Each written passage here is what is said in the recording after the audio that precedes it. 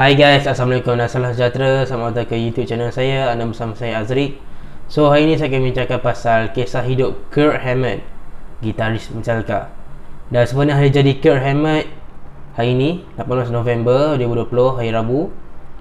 Dan Kirk akan menyambut hari jadinya ke 58 tahun. Hebat juga umur 58 bisa lagi kan. So kalau korang nak tahu pasal kisah hidup Kirk Hammett, teruskan menonton video ni sampai habis. Kalau korang baru di YouTube channel ni, selamat datang ke YouTube channel saya. Saya akan membincangkan pasal Metallica, genre metal dan rock. Jangan lupa untuk like, share, subscribe dan tekan butang loceng tu. Tekan butang loceng tu kalau korang tak nak terlepas video yang akan datang. So hari ni saya akan bincangkan pasal kisah hidup Kirk Hammett dari dia muda sehinggalah hari ini. So tanpa buang masa, let's get started. Okay guys, Kirk Hammett atau nama sebenarnya Kirk Lee Hammett dilahirkan pada 18 November 1962 di El Sobrante, California. Ibunya bernama Theophilia dan ayahnya bernama Dennis Lee Hammett. Maknya berketurunan Filipin dan ayahnya berketurunan English, Irish, Scottish dan Jerman. Kirk anak sulung daripada 3 adik-beradik, Kirk, Rick Hammett dan Tracy Hammett, Tracy perempuan. Dan Kirk pernah bersekolah di sekolah tinggi di Anza. Dan di sekolah itu dia berjumpa dengan Les Claypool, bassist Primus, dan mereka jadi rakan sekelas di sekolah tersebut. Okay guys, sebelum Kirk minat muzik, dia sebenarnya minat genre seram. Masa Kirk umur 5 tahun, selepas Kirk bergaduh dengan adik dia masa dia umur 5 tahun, mak ayah dia tak bagi dia main gadulan dengan adik-adik dia. Jadi mak ayah Kirk letak dia kat depan TV, suruh dia tengok TV. Dan masa itulah dia tengok cerita The Day of the Triffids. Cerita seram pada tahun lewat 60-an. Dan masa itulah Kirk mula minat genre horror. Dan dia sanggup gunakan duit beli susu. Dulu kan zaman mereka kan ada duit untuk budak-budak beli susu kan. Dia guna duit tu untuk beli majalah-majalah genre seram, majalah horror. Dan banyak juga koleksi dia. Sangat banyak koleksi dia. Kalau korang boleh tengok gambar ni, dia sangat banyak koleksi dia. Ada patung, ada majalah horror, ada banyak lagi. Dan sangat-sangat banyak. Dia pernah lukis Frankenstein. Dan pada tahun 70-an Kirk mula minat terhadap genre horror. Okay guys, macam mana Kirk boleh minat muzik? Okay, Kirk masa dia kecil, dia tengok abang adik dia Rick dengar rekod-rekod CD. Bukan rekod CD lah, rekod macam piring hitam daripada Jimi Hendrix, Led Zeppelin dan kumpulan UFO. Dan Kirk memang selalu dengar adik dia selalu mainkan tu. Dan dari situlah dia mula minat muzik. Sampaikan dia sanggup jual majalah horror dia, majalah seram tu, untuk beli rekod-rekod muzik. Dan masa umur 15 tahun, Kirk akhirnya ambil gitar buat pertama kali. Dia main gitar buat pertama kali. Gitar pertama dia ialah jenama Mahogany Wood. Dan kotak kasut saiz dengan speaker 4 inci sebagai amplifier. Dan soundnya agak teruk juga. Ayat Kirk sendiri dia cakap agak teruk. Dan gambar dia aku tak tahu lah mana gambar dia, aku cek kat Google tak ada. Dan dia pun gunalah, dia main je lah, dia main pakai gitar tu. Dan pada tahun 1978 dia beli Fender Stratocaster yang kopi, bukan yang asli, yang kopi. Dia beli yang tu dan dia gunakan gitar tu untuk praktis jugalah, praktis gitar semua. Dia cuba buat tone sound di sendiri, tone gitar di sendiri, dengan letak macam-macam part gitar, macam letak pickup, string. Cubalah ubah suai nak bagi dapat tone yang dia suka. Dan akhirnya Kirk beli Gibson Flying V tahun 74 punya. Dan masa Kirk remaja, Kirk pernah bekerja di Burger King di San Francisco. Dan dia berhenti lepas dia dah ada cukup duit untuk beli Marshall amp. Sanggup kerja sementara untuk beli Marshall amp. Hebat dekat Kirk. Okay, Kirk masa remaja minat dia dah mula membesar dengan genre thrash metal. Dia tubuhkan kumpulan Exodus masa di umur 16 tahun. Line up-nya ialah vokalis Paul Bailoff, gitaris Gary Holt. Ada dua gitaris, satu Gary Holt dan yang kedua Kurt. Bassist Geoff Andrews dan drummer Tom Hunt. Dan nama kumpulan Exodus ni diambil daripada novel berjudul yang sama, Exodus, karya Leon Uris, dan mereka ada rekod demo pada tahun 1982. Ada beberapa riff dari demo Exodus tu dalam Metallica. Aku akan terangkan yang mana satu. Dan kumpulan Exodus ni mulalah terkenal di kawasan San Francisco Bay Area. Agak terkenal juga masa tu. Dan okey, kita teruskan kepada Metallica. 1 April 1983, Metallica, Lars dan James ada telefon Kirk Hammett untuk nak tanya sama dia boleh join Metallica atau tak. Dan Kirk rasakan yang dia dah kenal Metallica sebenarnya masa tu. Dan dia rasakan Metallica ni hebat lah. Wasn't the story it was April Fool's Day and you thought it was a joke that Yes. Metallica had called you? Yes, it was on April Fool's Day, and I thought it was a complete joke. I think I was sitting on the can, if you want Right. a complete picture. Yeah, what's that look like? You were sitting on the can. I assume you were making a dump, and you get Playing this guitar. call. You're playing guitar while you're taking a dump. That's commitment. Yeah. And you get a call that Metallica wants you. That's got to be great. So dia pun terfikir dan dia beritahulah bandmate dia. Dia cakap, saya dapat tawaran dari Metallica, saya akan keluar dari Exodus. Dan bandmate Exodus tu, dia pun rasa macam what? Dia pun rasa macam face off, rasa macam terkejar lah. Tapi mereka tak apalah, mereka benarkan sebab Metallica agak terkenal jugalah, mereka pun minat Metallica. When you got into Metallica, your band Exodus, they were pissed, right? I mean, Oh yeah, they're so pissed. You know, it was weird because I formed Exodus in high school. I thought that was my band, but then when I met these guys and started playing with them, I felt more at home than I did in the band that I started. And there was a lot of guilt that came along with that. But the second I played with these guys, I just felt better. How did you tell those guys? Like, how do you go to them and say, hey, look, Metallica wants me to join them, so I'm leaving you dudes? It was exactly that, Howard.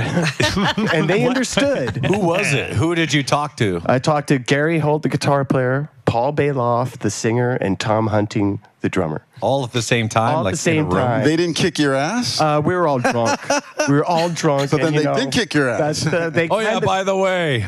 we hugged, and then we all started wrestling, which is what we usually would do back then. Well, that's Wait a what you second. called it, wrestling. I thought the legendary story was the lead singer walked over to you and poured a beer over your head when you told him. That probably happened. You don't remember. But maybe that happened. I don't know. We were all drunk. That Oh my happened so God. frequently. I don't think they would Yeah, that have was wasted a beer. That was a normal activity, actually, pouring beer on each other. Jadi Kurt minta pinjam duit daripada semua bandmate Exodus untuk terbang dari LA nak pergi ke New York pada 11 April 1983 setelah Dave Mustaine dipecat dari Metallica. Dan itu merupakan kali pertama Kirk Hammett keluar dari California. Sebelum ni dia tak pernah langsung keluar dari California. Dia selalunya pun duduk dari California, dalam San Francisco tu je. Dan ini first time dia keluar dari California. Dan dia sampai di New York pukul 7 malam waktu New York masa tu. Dan Kirk Hammett pun jumpalah James, Lars dan Cliff. Dan ada buat audition. Dan lagu pertama yang Kurt main masa audition ialah Seek and Destroy. Seek and Destroy. Dan masa Kurt main solo, James merasakan, wow, dia ni hebat. Dan James pandang ke Lars, dia cakap, boleh tahan dia ni, kita boleh ambil dia. Tapi masa tu Kurt tak tahu pun yang dia secara rasmi masuk. Dia mula-mula dia just mainlah dalam berapa gig. Lepas tu bila dia dah perasan dalam 10 ke 12, barulah dia sedar yang dia diterima dalam Metallica. When I arrived, it was about, I'd say 7 o'clock in the evening. These guys were just getting up. And I thought, wow, I like these guys. He set up his gear. We played Seek and Destroy, and about halfway through Seek and Destroy, I remember me and James looked at each other and kind of just nodded, and we knew that it was the right thing. They never really told me that I got the job or I was in the band, you know. I just kind of went along with the ride, and all of a sudden I had about, I don't know, 10, 12 gigs under my belt. Kurt, when he first came in, he looked like a guy he was really shell-shocked. Within the first 2 or 3 weeks I was in the band, I found myself getting in between Lars and James. Dan akhirnya Kirk Hammett menjadi member Metallica sehingga hari ini. Dan masa tu juga, lepas dia join Metallica, Kirk ada belajar dengan gitaris Joe Satriani, dan dia anak murid Joe Satriani. Joe Satriani banyak ajar Kirk tentang riff, tentang solo, tentang macam-macam lagi lah.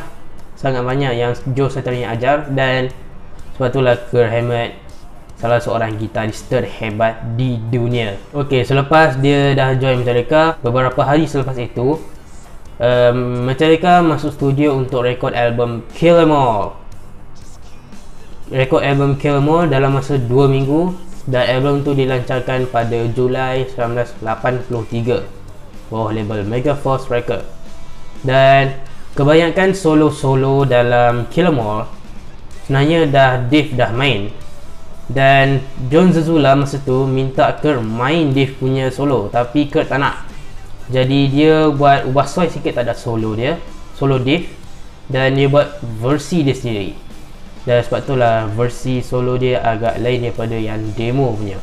Dan sehingga hari ini Kirk dah tulis banyak riff untuk Metallica. Aku akan terangkan sekejap lagi.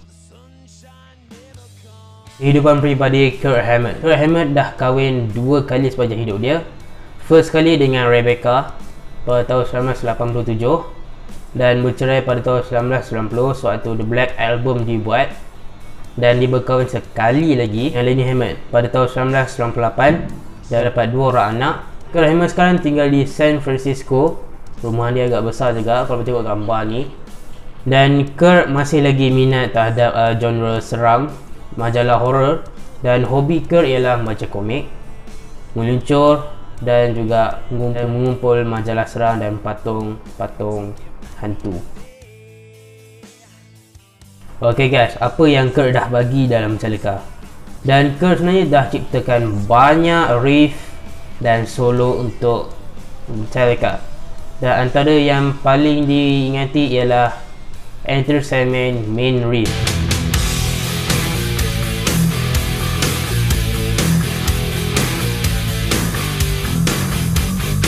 Dan juga bahagian bridge Creeping Death yang asalnya daripada kumpulan Exodus.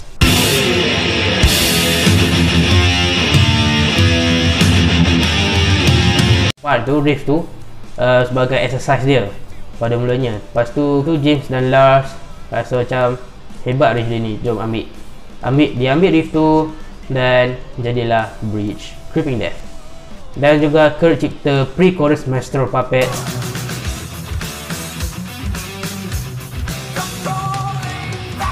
Untuk solo solo 1, Master Puppets. Yang paling aku suka lah Creeping Death.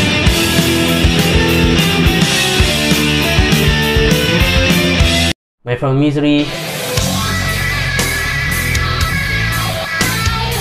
They Are Forgiven.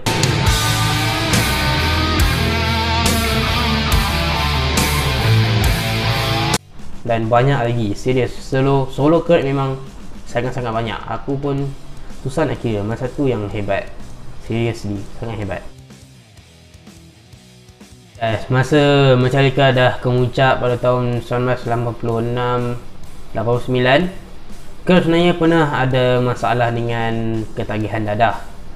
Ada satu masa Kirk pernah belanjakan duit dia yang dia dapat dari Metallica tu untuk beli dadah. Dia ketagih kokain masa tour Damage Justice tahun 1988 hingga 1989. Dia ingat dadah ni seronok. Tapi dadah tu membuatkan dia lagi depres. So dia cari cara untuk berhenti, dan salah satunya ialah dengan beli banyak majalah komik. Dan salah satu sebab Kirk beli majalah komik banyak-banyak ialah sebab dia ialah cara alternatif dia untuk keluar daripada masalah dadah dia. Dan Kirk juga pernah lah ada hisap heroin beberapa kali tapi dia tak suka. Dan sekarang Kurt pun dah tak isap dadah dah. Dia dah baik dah, bersih dah. Dan kesimpulannya, Kurt Hammett, anda gitaris yang sangat hebat. Happy birthday to you, Kurt Hammett.